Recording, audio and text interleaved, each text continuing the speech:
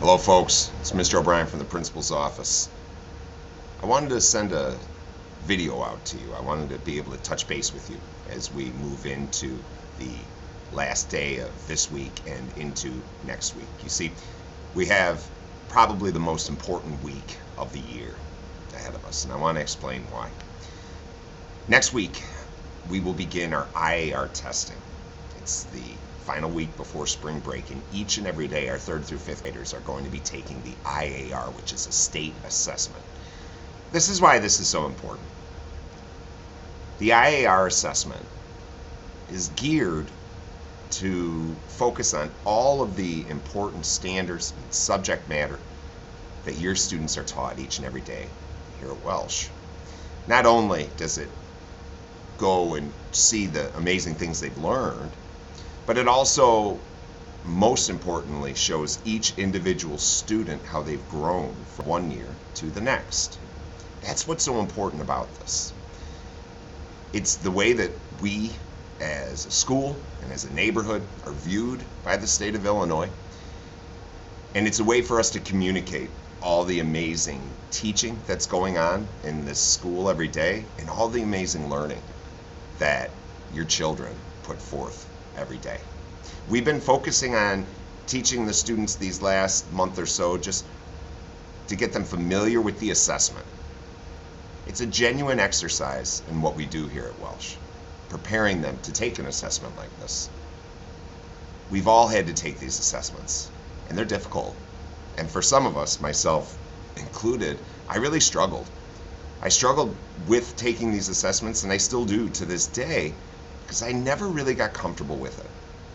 And that's what we want our kids to be, is comfortable. And so in order for that to happen, we do a number of things here at school, and there are a number of things I'm going to ask of you to do at home. First off, we practice here at school. As I said, we make sure to give them practice, to give them confidence, to give them support so that they're familiar with this type of assessment, they're familiar with what's expected, and we show them through our words and our actions how proud we are of them and how we know if they just do their best, they're going to be successful. That's an important part for you at home as well, that pat on the back to make them know.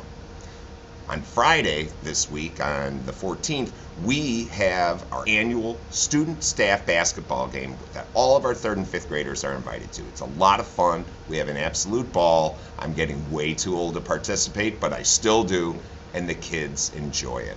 And we do that as a way to celebrate them and have them get pumped and ready as we go into IAR testing. In order for them to be successful, they need to get a good night of sleep, and most importantly, they need to be here every single day. When I say 3rd through 5th graders are being tested, that is true, but this is something that affects kindergarten through 5th grade.